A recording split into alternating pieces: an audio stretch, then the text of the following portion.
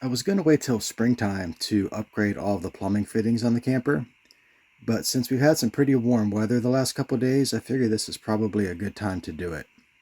I use my camper all year long, so 12 months a year, and because of that, the heat and cold expansion and contraction of the plumbing fittings can cause them to loosen over time, especially with these factory clamps that are sort of like pinch type clamps and the plastic fittings underneath. They sort of loosen up and can cause leaks or some weeping water.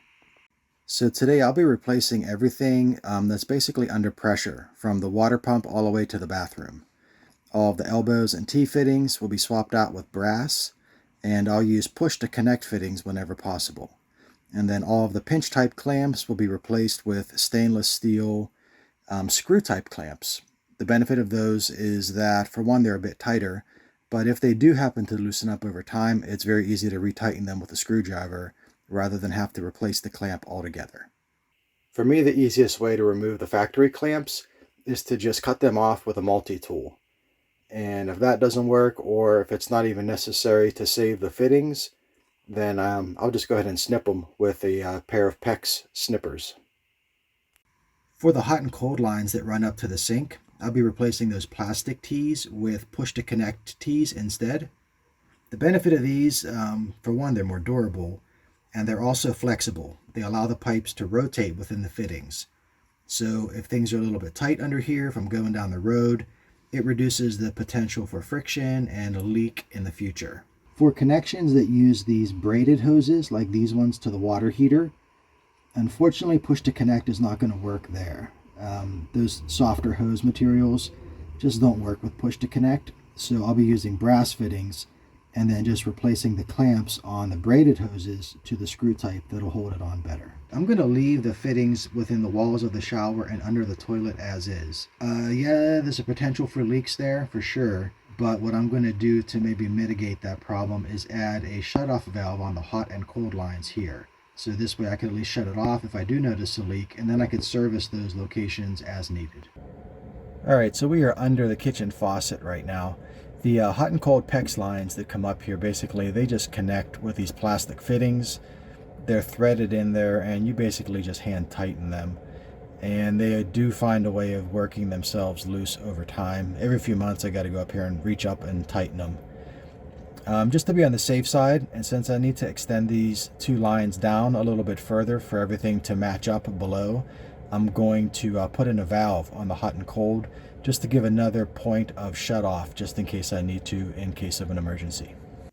The hot and cold lines were anchored to the floor in this location originally, but because the lines down from the sink are a little bit shorter now, I had to raise up the hot and cold with about a 1/2 inch piece of foam just to make sure that I wasn't putting any stress on the joints elsewhere in the plumbing. Inside is all done. Got new clamps on the hot water heater. Elbow and T fittings with new clamps coming from the hot water heater. New T fittings and clamps. T fittings and clamps. And then shut-off valves for the bathroom, as well as shut-off valves for hot and cold on the sink, and new clamps for the outside shower as well. Next up will be the area around the water pump and the front storage compartment. Water pump is updated as well. New brass elbow and T with the screw type clamps. That's the line that goes inside to the camper. And now for the moment of truth. I'm going to turn on the water pump and check for leaks. Well, that's a problem. Okay, so I don't know really what caused that. I'm hoping I didn't over tighten the clamps initially and crack the plastic fittings on that outside shower. The hot hose was a little bit damaged on the tip, the hose itself. So I'm thinking maybe it wasn't making a good seal. I don't know, but I replaced the hose for the hot line, and just to be on the safe side, replaced the clamps as well. Couldn't find any cracks in the plastic of the fittings, so fingers crossed. We'll see if it's better now. All right, turning on the water pump for the second time.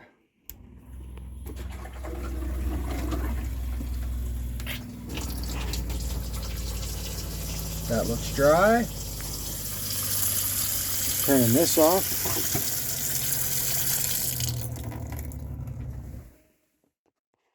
Pressure is built. Hey, I think I fixed it. Not seeing any leaks there. That is very good.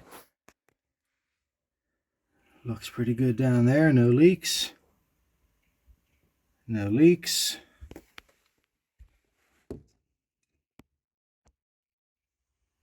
No leaks. Pretty solid. Let's check in the front. Looking pretty good here as well. No leaks. All right, so I've had pressure in the system for a few minutes now, and there's no leaks anywhere. A nice thing about testing this with the water pump instead of a city water connection is if there was a leak, then you would hear it as the water pump kicks on, just like for a split second to rebuild the pressure. So that has not happened. I feel really good about it. All in all, I've got probably about $150 into all of this, and the majority of that is on the valves. If I were to do the job without putting the shut-off valves for the bathroom and for the sink, it would have cost like $60 less, because each one of those things was almost 20 bucks. But anyways, I feel better about it. Got good solid connections everywhere, good fittings, good clamps, good hoses, and I should be set now for the future and not have to worry about this.